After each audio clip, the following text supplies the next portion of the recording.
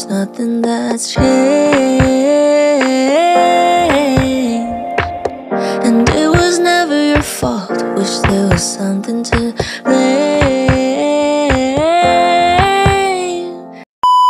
Halo teman-teman semua, hari ini kita sedang mengunjungi kantor urusan agama yang berlokasi di Gang Anggur, Rejasari, Kecamatan Purwokerto Barat, Kabupaten Banyumas, Jawa Tengah. Sebagai mahasiswa jurusan Manajemen Zakat dan Wakaf Fakultas Ekonomi dan Bisnis Islam, kami diberi tugas oleh salah satu dosen kami untuk mengunjungi kantor urusan agama dengan tujuan belajar mengenai wakaf. Mungkin sebagian dari kalian ada yang belum tahu kalau kantor urusan agama tidak hanya menangani pernikahan dan rujuk saja loh, tetapi ada wakafnya juga.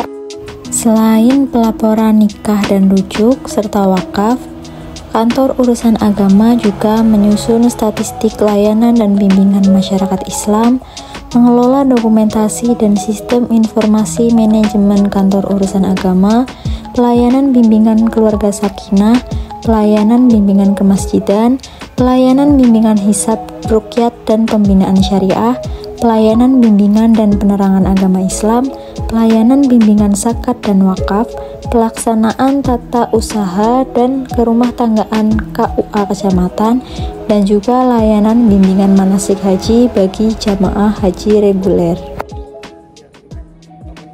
Halo, kami dari kelompok 7. Aku Balkis. Saya Irhas. Aku Aska. Aku Sugi. Saya Yazid. Kami Prik. Baiklah, itu mungkin perkenalan singkat dari kelompok kami. Karena kami tiba di kantor urusan agama bertepatan dengan waktu sholat zuhur, jadi kita langsung melaksanakan sholat terlebih dahulu. Karena kebetulan kantor urusan agama juga pukul 12 hingga pukul 13 adalah waktunya istirahat. Jika kalian berkunjung ke KUA Kecamatan Purwokerto Barat, kalian tidak usah bingung jika mau melaksanakan ibadah atau melaksanakan sholat. Kalian tinggal lurus mengikuti tanda panah atau petunjuk yang tertera di depan. Untuk kamar mandinya juga sudah terletak di samping musola loh. Jadi buat kalian nggak perlu pusing-pusing atau jauh-jauh mencari kamar mandi, karena kamar mandinya sudah tersedia di sampingnya.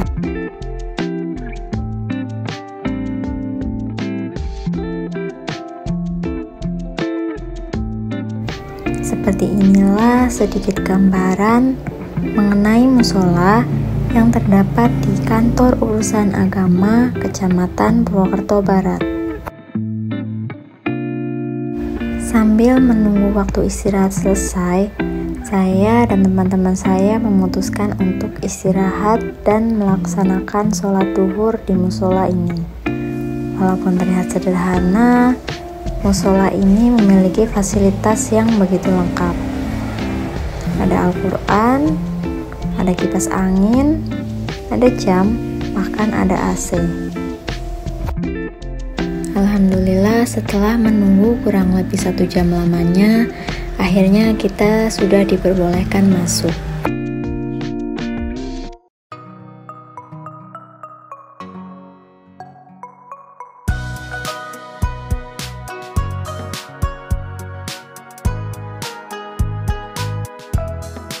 Nah, disinilah kita akan melaksanakan wawancara bersama salah satu staf dari kantor urusan agama Kecamatan Purwokerto Barat.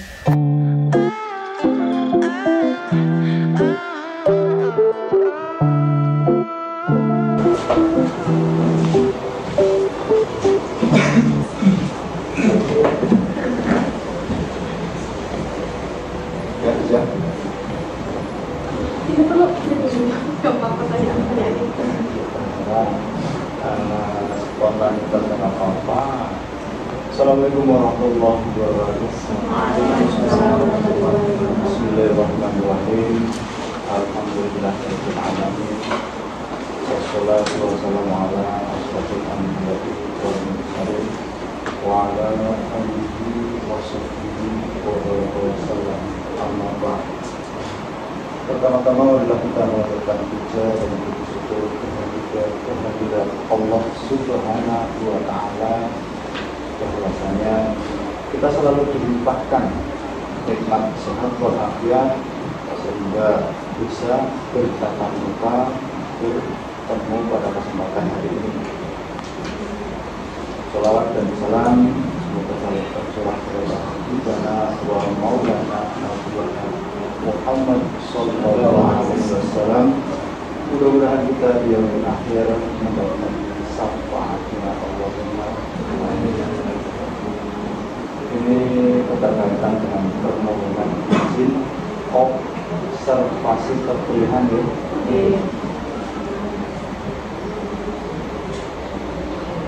Dalam rangka memperlancar perkuliahan, menambah pengetahuan pemahaman mahasiswa dalam mata kuliah akuntansi wakaf semester 5. Program studi manajemen zakat dan wakaf masalah ya, Fakultas Ekonomi dan Bisnis Islam, atas nama satu Aska Fadliatul Munah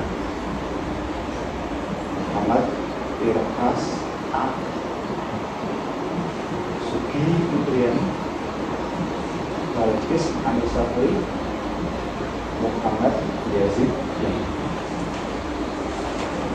Mudah-mudahan apa yang dimaksud dan diminta oleh para mahasiswa di KUA Purwokerto Barat juga terpenuhi ya.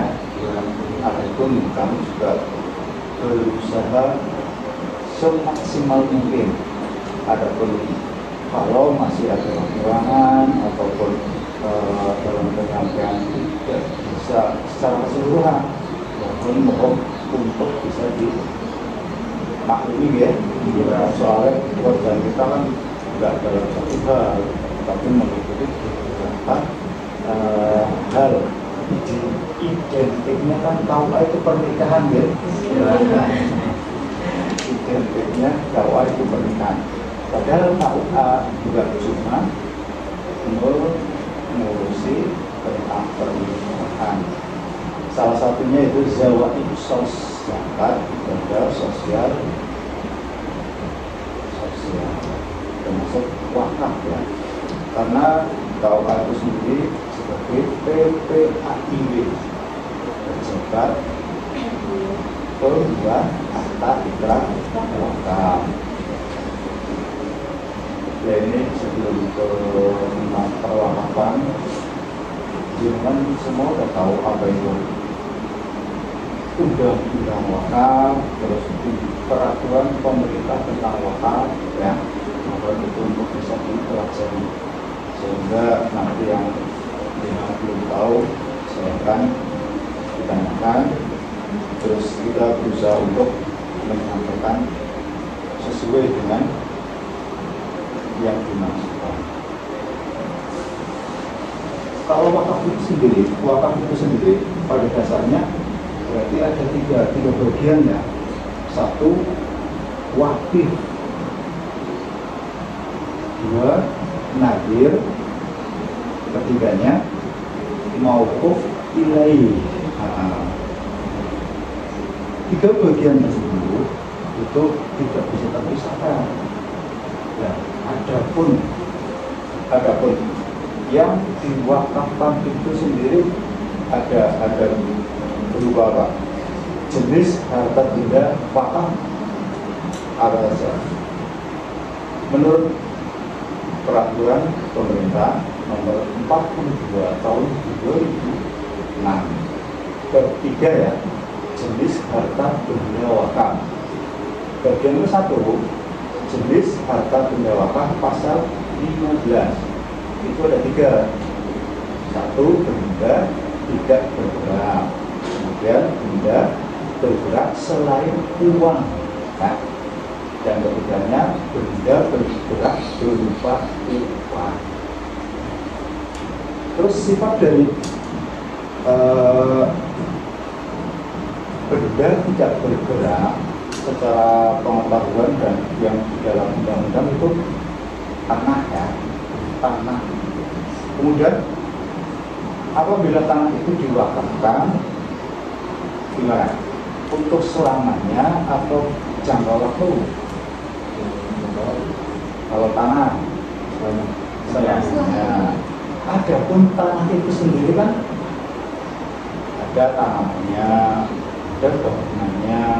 Nah, yang berkaitan dengan tanah itu sifatnya bisa selamanya atau jangka waktu. Gimana? Kalau tanah itu sendiri itu wakafnya untuk selamanya. Tapi kalau yang berkaitan dengan tanah yang di atasnya semua bangunan, terus tanaman, ya itu bisa jangka waktu. Kemudian yang dimaksud dengan benda bergerak selain uang dan tidak bisa. Kemudian prosesnya nanti ada komputer sendiri ya. Ini tentang benda yang bergerak. Bergerak itu sendiri, sepengetahuan jenengan apa?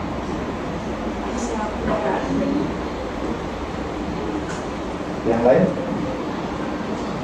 Benda bergerak ya, karena yang dinilai itu, yang dilihat itu sifatnya, ya, sifatnya.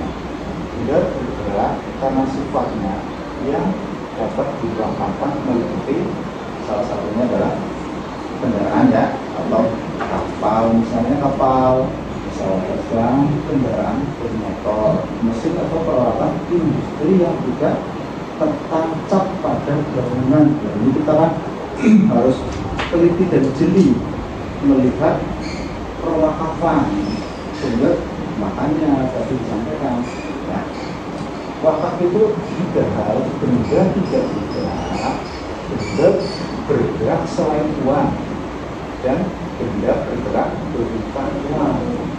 Nah, ini perlu dipahami dan diverifikasi itu termasuk gimana, termasuk yang mana, seperti itu ya. Kemudian yang lazim bagi kita selama ini perwakafan itu sendiri, pemahamannya tentang tanah masih jarang ya. Untuk masyarakat kita itu mewakafkan apa yang ada di atas tanah atau berhubungan tanah, seperti tadi ya, hak guna pakai. Kemarin ada peristiwa wakaf hak guna pakai, di mana hak guna pakai itu sendiri berarti tidak bersifat selamanya tapi berjangka waktu.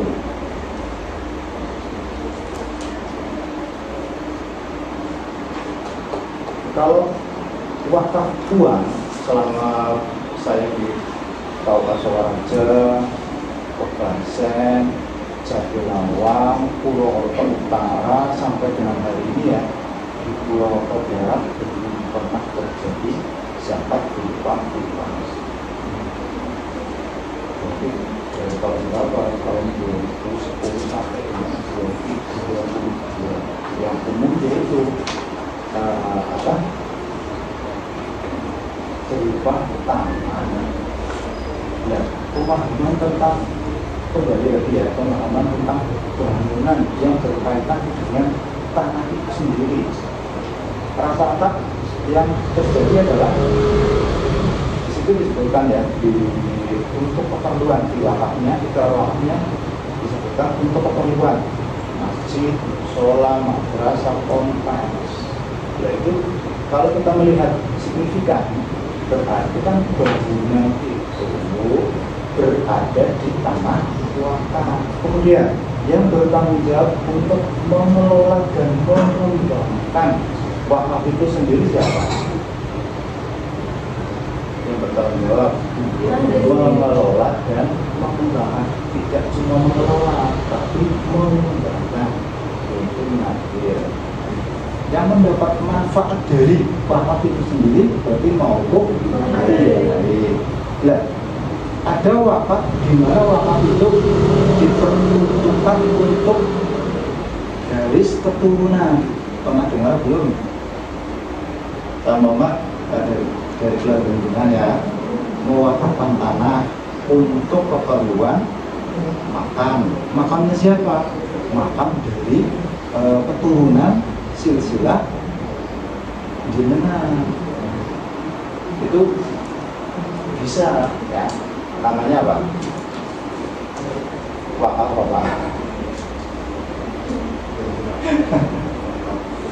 Pernah dengar belum? Pernah dengar? Penjelasan sambil ingat-ingat soal pelajaran wakaf yang kemarin disampaikan.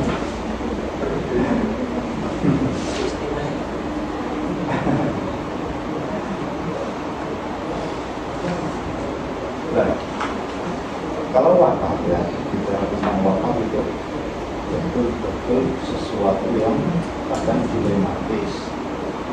Wakaf yang menjadi nadir perorangan, bisa badan hukum atau bisa yayasan. Tapi selama wakaf itu terjadi, biasanya apabila nadir perorangan bisa jadi nadirnya sampai meninggal dan nggak tahu lagi siapa yang menjadi nadir. Padahal kembali ke wakaf, yang bertanggung jawab mengelola dan mengembangkan wakaf adalah nadir. Ini satu sisi kelemahan apabila nadir wakaf. Dan kewajiban dari PPAI itu sendiri apa? Seharusnya menyampaikan kepada nadir berupa teguran ataupun peringatan. Bisa juga dari wakilnya. Jadi tentang manajemen ya, tapi gimana manajemen bisnis ya, itu dari wakaf itu sendiri orientasinya apa? Tentang pengelolaan, pengembangan wakaf itu. Lalu gimana? Masing-masing juga ada yang pengelolaan, ada yang pengembangan gitu. Ya monggo, kalau ada pertanyaan silakan.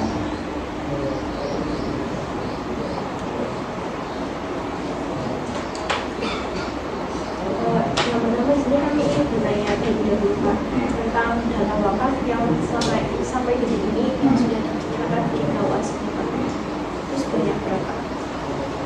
Data wakaf sampai dengan hari ini ya, berarti tanggal 19 Desember tahun 2022.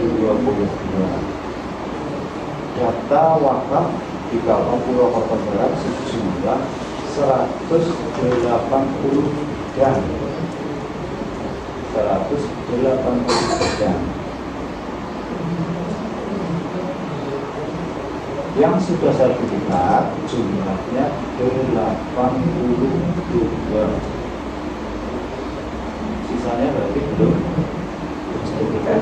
bersertifikat atau bisa jadi sudah bersertifikat tapi belum memberitahu ke KUA. Nah, ini lintas sektoralnya ya. Kita mengeluarkan AIB tapi timbal balik dari nadir itu sendiri setelah memproses wakaf sampai dengan ke BPN dan keluar sertifikat tanah wakaf itu memberitahu ke KUA, yaitu memberikan fotokopi sertifikat wakaf tersebut. Lalu sampai hari ini yang terpantau dan masuk di penghasilan Purwokerto Barat yang sudah sertifikat dari 130 peristiwa ikrar wakaf baru 82 ya.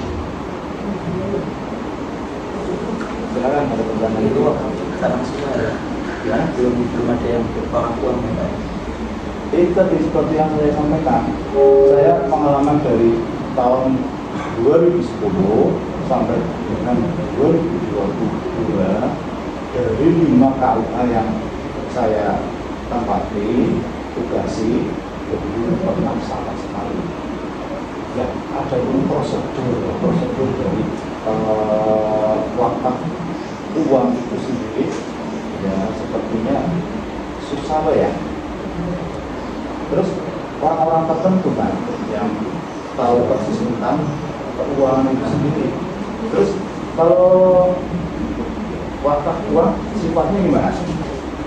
Selamanya atau berjangka waktu? Jangka waktu sesuai dengan kesepakatan antara waktu dan akhirnya ya. Sepengetahuan dengan prosedur dari wakaf uang seperti apa? Tidak kesepakatan antara waktu sama nadir, terus uang itu diproses buat apa gitu, biar mudah terus jangka waktu apa si waktu itu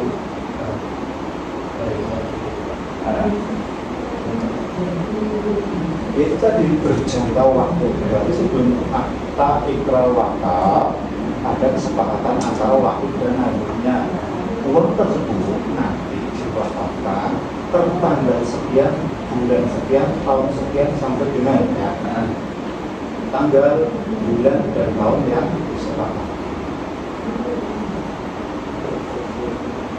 Benda bergerak selain uang, karena peraturan undang-undang yang dalam diwakafkan sepanjang tidak bertentangan dengan syariat. Selain tadi ya, kapal, pesawat terbang, kendaraan bermotor, apalagi berupa saham, dan surat utang negara, obligasi pada umumnya, surat berharga lainnya.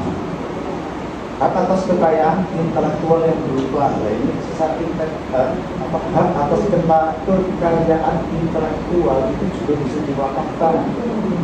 Contohnya seperti apa? Hak cipta, hak merek, hak paten, hak desain industri, ya, hak rahasia dagang itu sudah jadi wakafkan. Terus hak sirkuit terpadu, hak perhubungan, varietas, keamanan. Berarti kalau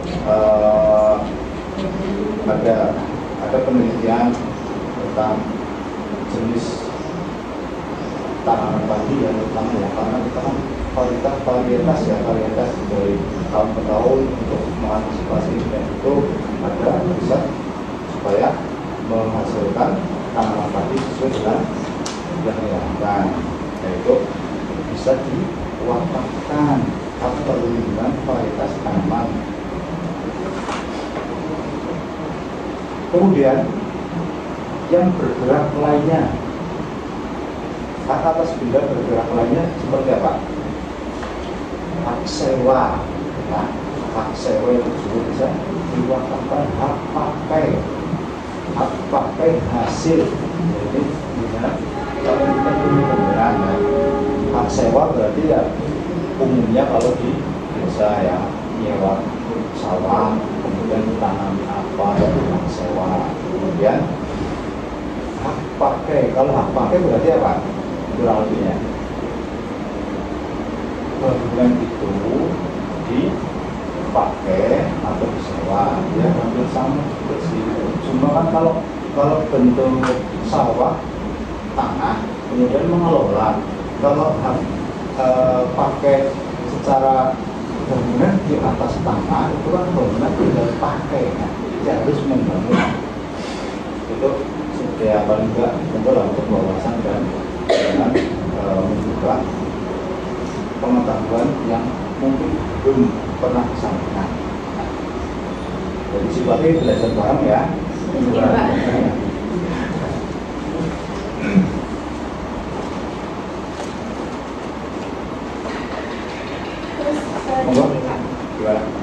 Di kawasan ini tentang sistem pencatatan wakafnya itu masih manual atau menggunakan sistem yang baru?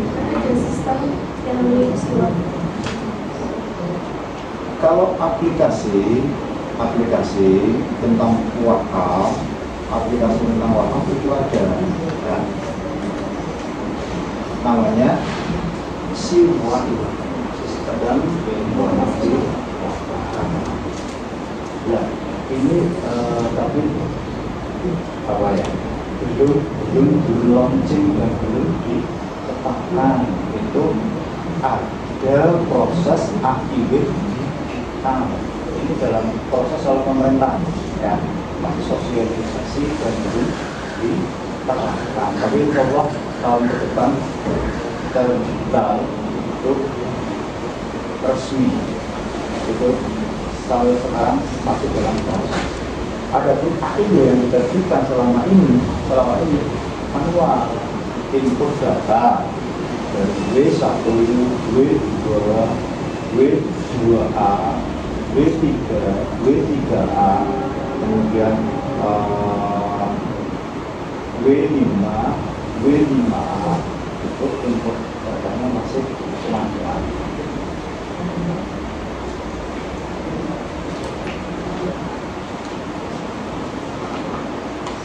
Ada Pak dari jalan permintaan data atau gimana, atau kopi data perwakafan. Tapi kalau misal boleh, itu juga minta Pak buat wakilnya juga. Kalau yang observasi terdahulu ya, itu ada ya lebih signifikan peristiwa wakaf yang berjangka waktu, dan yang bersangkutan minta dokumen peristiwanya. Itu semester 5 kalau nggak salah waktu itu, 2 atau 3 orang. Berarti itu juga minta. Iya Pak, bakal tidak Ada lagi? mungkin nyambung dari yang tadi ya Pak, yang ada W1 terus W1A itu masih keterkaitan atau dalam proses pencatatannya itu kayak fungsinya beda-beda Pak? Belangko ataupun berkas akta ikrar wakaf yang dikeluarkan oleh KUH setelah persyaratan wakaf itu lengkap, kita proses. Satu, yang pertama adalah menerbitkan W5 untuk nadir perorangan. Lapornya namanya W5, pengesahan nadir ya. Adapun untuk nadir badan hukum dari pihak KUH atau PPAIW mengeluarkan W5A. Selanjutnya W1 itu ikrar wakaf.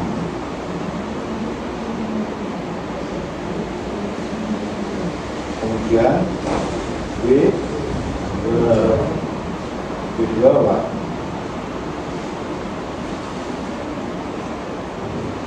Apa? Setelah ikrar wakaf,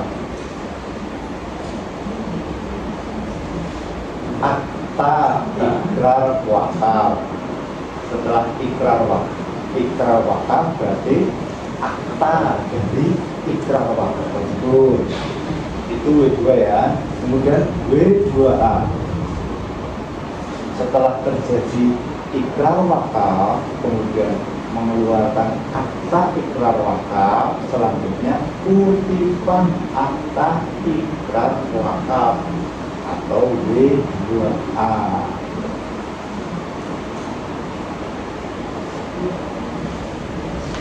Yaitu serangkaian itu tadi, berarti W1, W2, W2A apabila wakilnya masih hidup. Tidak lagi apabila wakilnya sudah meninggal ya. Belangkonya itu lain, yaitu W3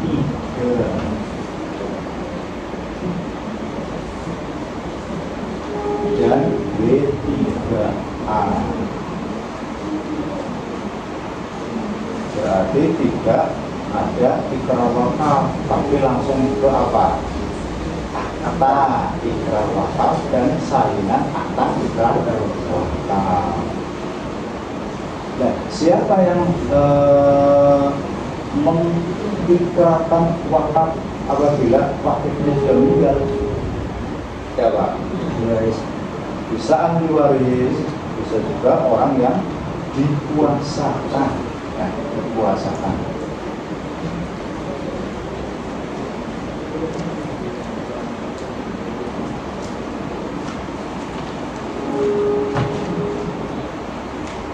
Kalau ada lagi?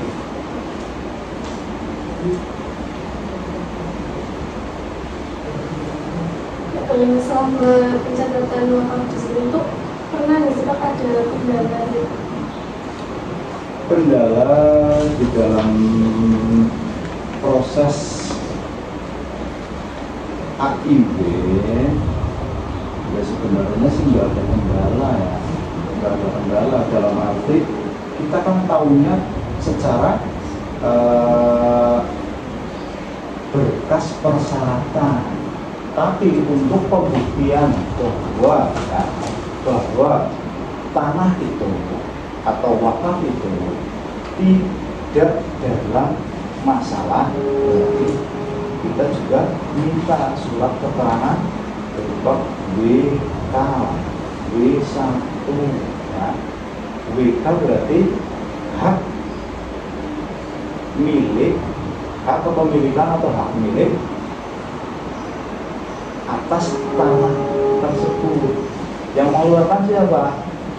Karena tanah itu berada di kelurahan atau di desa, berarti kelurahan atau desa yang mengeluarkan surat tersebut. Kemudian B1, tanah tidak dalam sengketa ya. Tanah tidak dalam sengketa atau bermasalah. Yang mengeluarkan siapa? Ya karena tanah itu berada di kelurahan atau desa tersebut, berarti kelurahan yang mengeluarkan surat tersebut. Kemudian ada surat pernyataan masing-masing pihak atau hak waris atas tanah tersebut. Jadi kita menerima persyaratan wakaf itu insya Allah ya sudah diantisipasi dan semua persyaratan terpenuhi sehingga tidak ada permasalahan di kemudian hari. Adapun apabila ada permasalahan teknis di wakaf itu sendiri, biasanya malah justru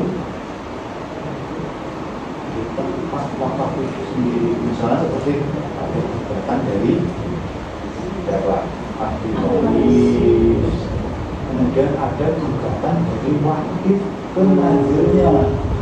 Nah, nazir kenapa digugat oleh wakif? Pernah dengar atau belum?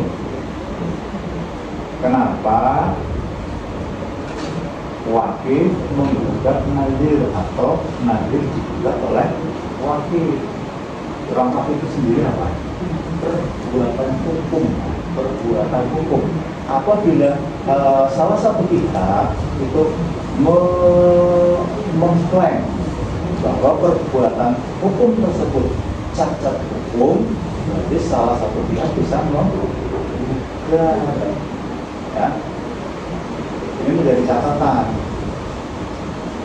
Wakaf itu perbuatan hukum. Jadi ketika ada gugatan dari masing-masing pihak, itu kan keterkaitannya dalam perbuatan hukum. Apabila cacat hukum, ya bisa digugat. Seperti contohnya apa? Nazir sudah sepakat dengan wakil, seumpama tanah itu untuk masjid atau musola atau yayasan atau panti asuhan. jangka waktu kurang lebih 1 tahun. Ini ketentuan dari peraturan pemerintah nomor 42 tahun 2006. Apabila jangka waktu 1 tahun nazir tidak bisa merealisasikan ikrarnya, itu kan di ikrar wakaf untuk keperluan, ya, tidak bisa merealisasikan, waktu berhak untuk menggugat atau menanyakan kepada nazirnya. Dan selanjutnya proses apabila terjadi gugatan seperti itu gimana? Pernah dengar belum? Ya, berarti prosesnya 1, rapat anggota yang dihadiri oleh wakil, nazir, saksi-saksi atau maupun nilai. Keberatannya apa? Sebabnya apa? Dituangkan di dalam berita acara rapat tersebut, ditandatangani oleh masing-masing pihak. Setelah itu, ya, hasil dari rapat itu dibawa ke KUA. Kemudian KUA merekomendasikan berdasarkan berita acara gugatan tersebut. Kemudian dibawa ke Kemendak tingkat kabupaten. Nanti diproses oleh BBI. Selanjutnya BBI yang menghasilkan sengketa. Nah, ini kan hal yang mungkin belum tahu, tapi secara prosedural belum pernah dengar informasinya ya tentang gugatan tersebut. Ini menambah pengetahuan bagi jenengan dan kita semua ya. Ada lagi monggo?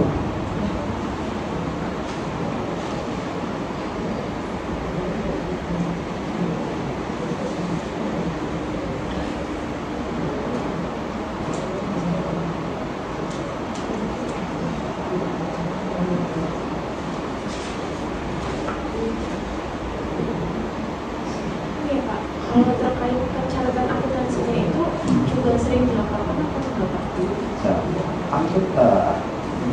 Tentang pengelolaan itu tadi itu dari pengelolaan dan pengembangan yang bertugas dan berkewajiban adalah nazir.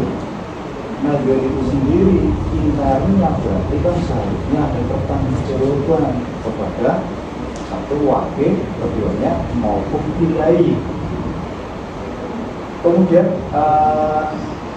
itu nanti ada pengawasan dari BBI,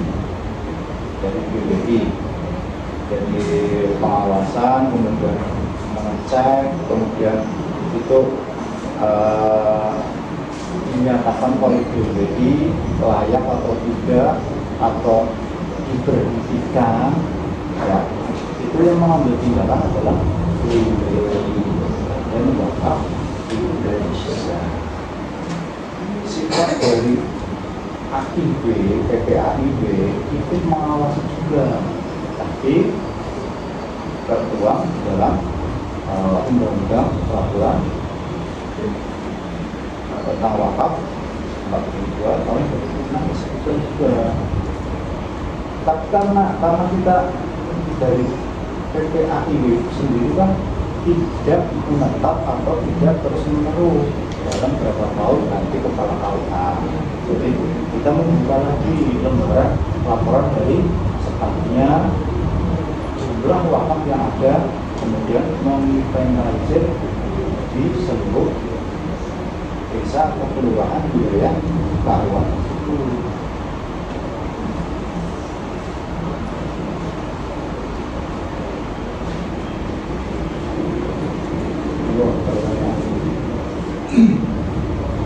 Ini selagi bisa dijawab saja. Kalau belum bisa terjawab maksimal ya belajar bareng lah ya.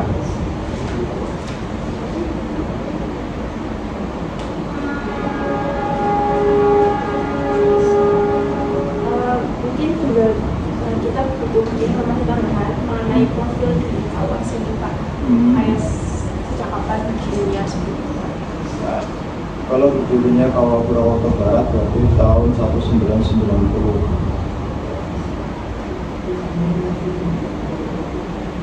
Itu serentak sama Purwokerto Selatan, Utara juga. Itu pemekaran wilayah pada waktu itu.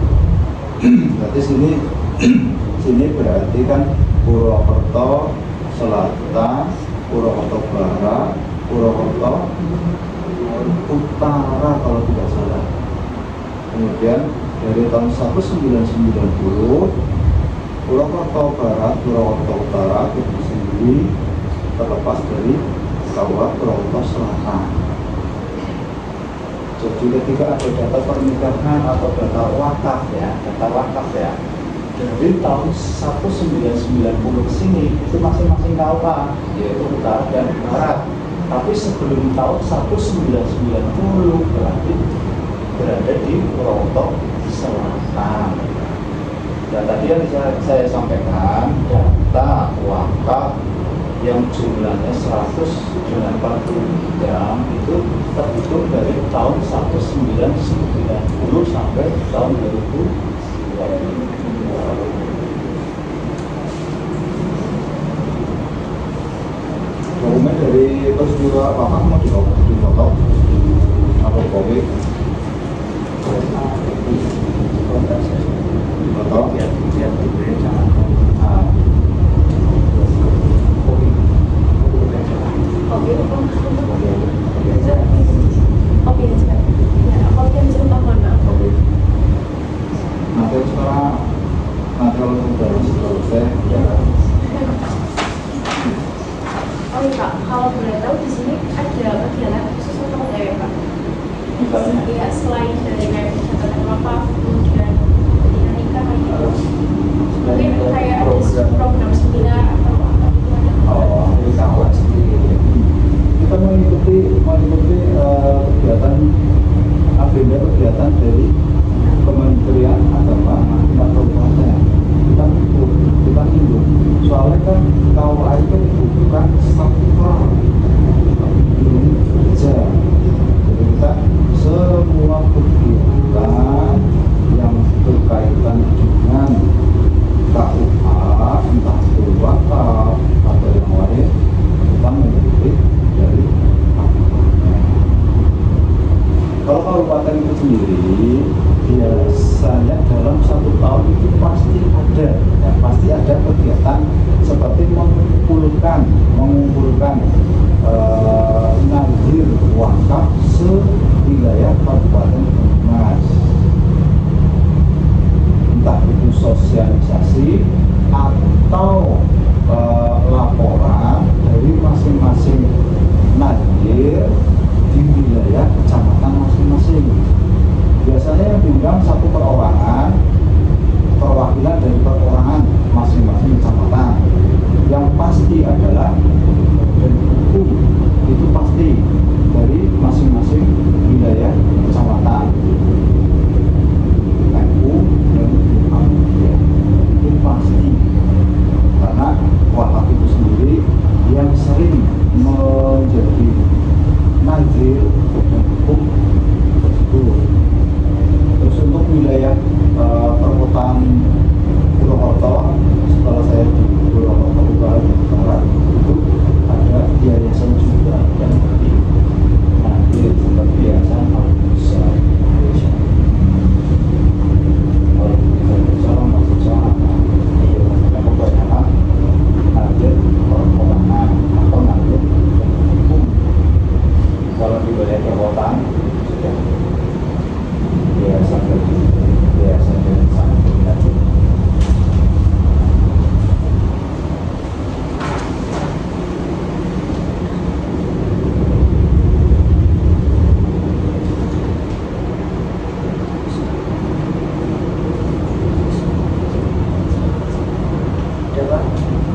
Masih?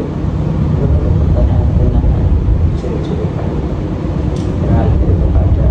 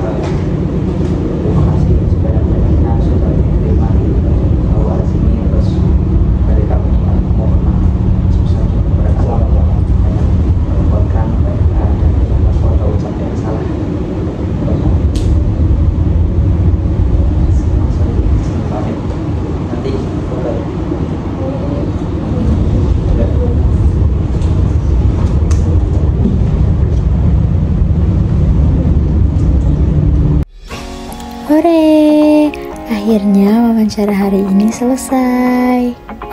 Saat wawancara berlangsung, kami juga berhasil menanyakan pertanyaan-pertanyaan yang sudah kami susun sebelumnya untuk ditanyakan langsung kepada pembicara atau salah satu staf dari Kantor Urusan Agama Kecamatan Purwokerto Barat. Kertas-kertas ini merupakan data-data yang tercatat di Kantor Urusan Agama Kecamatan Purwokerto Barat mengenai wakaf, mengenai tanah yang diwakafkan, mengenai sertifikat, dan lain-lain yang berkaitan dengan wakaf. Why am I still here and waiting for us to happen? 'Cause you never want it. Everything I loved about you I probably imagined, 'cause we never had it. Funny, it's been so long, and so there's nothing that's changed. And it was never your fault. Wish there was something to blame. And I wish I could think of you and know that it was real.